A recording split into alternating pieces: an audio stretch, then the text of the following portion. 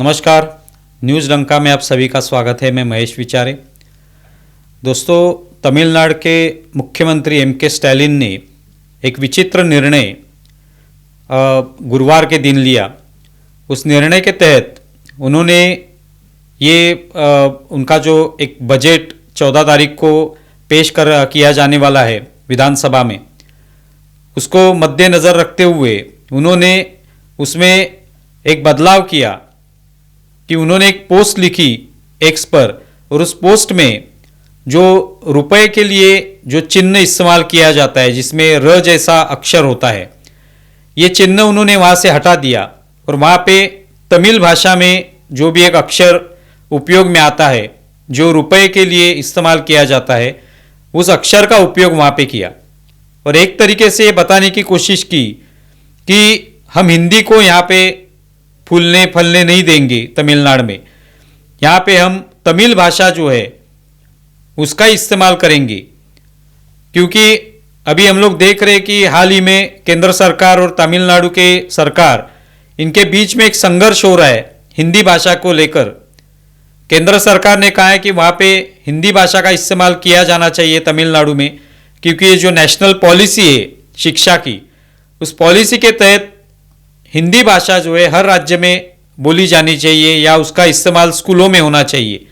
लेकिन तमिलनाडु की जो डीएमके सरकार है वो इसके लिए राज़ी नहीं है। उनका कहना है कि यहाँ पे सिर्फ तमिल और इंग्लिश ये दो ही भाषाएं बोली जाएंगी, हिंदी भाषा का यहाँ पे इस्तेमाल नहीं होगा, क्योंकि हिंदी भाषा अगर वहाँ पे आती है तो बाकी वहाँ की जो संस्कृति है, तमिल भाषा जो है या वहाँ की जो पुरानी भाषाएं हैं वो सब लुप्त हो जाएंगी। ये डर वो दिखा रहे हैं और इसके लिए उन्होंने ये कदम उठाया और इसके तहत रुपए का जो चिन्ह है वही उन्होंने हटा दिया। उस पर स्वाभाविक है कि भाजपा ने उसकी आलोचना की, निंदा की कि एक तरीके से ये आप राजनीति इसमें लाने की कोशिश कर रहे हैं। ठीक है, आपका केंद्र सरकार से कोई झगड़ा है, संघर्ष है, आप नहीं चाहते कि हिंदी वहां पे आए, उसके लिए आप चर्चा कर सकते हैं, उसके लिए आलोचना कर सकते हैं, लोगों की सहमति ले सकते हैं, ये सब हो सकता है। लेकिन ये जो चिन्ह बनाया हुआ है, ये चिन्ह सभी के लिए, सभी राज्यों के लिए है। हमारे जो भी 500 के नोट होते हैं, 200 रुपए के नोट होते हैं, 100 रुपए के नोट होते हैं, ये सभी पर ये चिन्ह लगा होता है। अगर तमिलनाडु की सरकार वो चिन्ह ही नहीं चाहती, क्योंकि वो चिन्ह हिंदी भाषा में है, हिंदी का एक अक्षर है, तो वो अगर नहीं चाहती तो इसका मतलब है कि वो इस सभी नोटों के ऊपर जो ये चिन्ह लगा हुआ है, 500 हो या 200 रुपए के नोट हो, 100 रुपए के नोट हो, इन पर जो चिन्ह लगा है उसका क्या करेंगे? क्या वो भी वो हटा देंगे या हटाना चाहेंगे? वो चिन्ह जो है वो सभी के पास है। आज सभी ये जो 500 रुपए के नोट है या 200 रुपए के नोट है, 100 रुपए के नोट है, हर किसी तमिलनाडु के इंसान के पास है, नागरिक के पास है। तो क्या उस पर से ये चिन्ह हटाया जाएगा?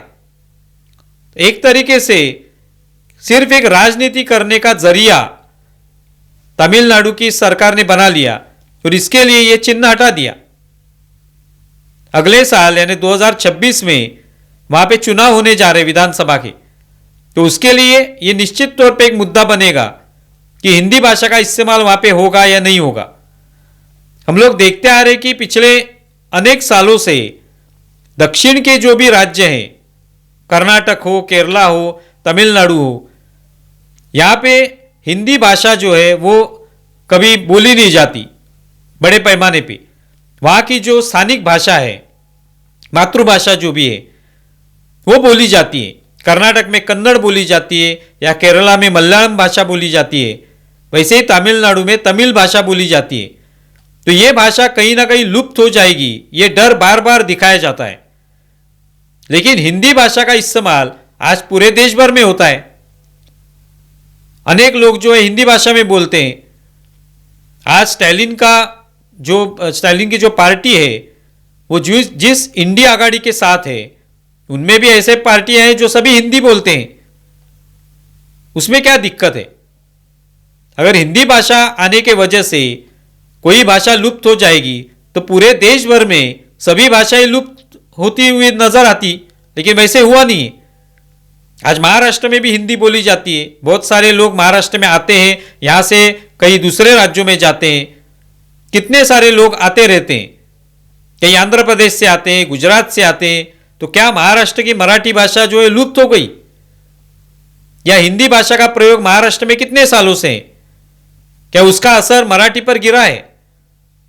लेकिन यह डर बार बार दिखाया जाता है। जिस तरह से आज महाराष्ट्र में भी आने वाले समय में यहां पे चुनाव होने वाले हैं, मुंबई महानगर पालिका के चुनाव होंगे या थाने महानगर पालिका के चुनाव होंगे, तो ये चुनाव जब होंगे तो उसके लिए एक मराठी और बाकी भाषाएं इनके बीच एक कुछ संघर्ष चल रहा है। इस तरह की बातें जानबूझकर की जा रही हैं ताकि इसका इस्तेमाल वोट बटोरने के लिए हो सके कि हम लोग मराठी लोगों के लिए काम कर रहे हैं, हम मराठी भाषा के लिए काम कर रहे हैं, ये दिखाने की कोशिश होती है। वास्तविक तौर पे ये सिर्फ राजनीति करने के लिए होता है। उसी तरह से स्टालिन जो है वो सिर्फ राजनीति करने के लिए हिंदी भाषा का हम इस्तेमाल नहीं करेंगे, ये बात कर रहे हैं। लेकिन क्या तमिलनाडु के जो भी नागरिक हैं, क्या वो दूसरे राज्य में जाते हैं, दूसरे राज्य में वहां पे रहते हैं, वहां पे कोई नौकरी के माध्यम से वहां पे जाते हैं, तो क्या वो हिंदी भाषा नहीं बोलते? बहुत सारे ऐसे लोग हैं जो वहां पे शायद दूसरे राज्य में जाने के बाद वहां की भाषा सीख लेते हैं। महाराष्ट्र में ऐसे कई सारे तमिल लोग होंगे जो मराठी अच्छी तरह से बोल लेते हैं। क्या उन्होंने कहा है कि नहीं हम यहां पे तमिल ही बोलेंगे? शायद ऐसे भी कोई तमिली लोग होंगे जो आंध्र प्रदेश में जाके वहां की तेलुगु भाषा सीखते होंगे, कर्नाटक में जाके वहां की कन्नड़ भाषा सीखते होंगे। क्योंकि आपको अगर दूसरी जगह पे जाना है तो आपको भाषा जो है वो सीखनी पड़ती है, आनी चाहिए, थोड़ी बहुत तो समझ में भी आनी चाहिए। तमिली लोग जो है वो अगर उत्तर भारत में जाते हैं तो क्या उनको हिंदी आनी नहीं चाहिए? आएगी तो अच्छा ही होगा, संपर्क अच्छा बन सकता है, कम्युनिकेशन अच्छा बन सकता है। लेकिन सिर्फ राजनीति अगर करना है और दिखाना है कि देखिए हिंदी आने के वजह से तमिलनाडु की जो भाषा है तमिल वो नष्ट हो जाएगी, तो ये सिर्फ एक डर दिखाना है और इस माध्यम से तमिल लोगों के वोट प्राप्त करना और कुछ नहीं है। लेकिन इसके वजह से स्टालिन हास्यास्पद बन गए।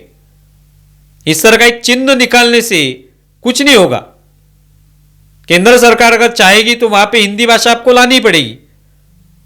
लोग सीखना भी चाहेंगे, क्यों नहीं सीखना चाहेंगे? लेकिन एक राजनीति करने के लिए स्टालिन ने कदम उठाया है और इसके वजह से पूरे देश भर में वो एक हास्यास्पद बन चुके हैं। आप इसके बारे में क्या सोचते हैं जरूर बताएं। हमारा ये वीडियो ज्यादा से ज्यादा शेयर करें और हमारे YouTube चैनल सब्सक्राइब करें। धन्यवाद।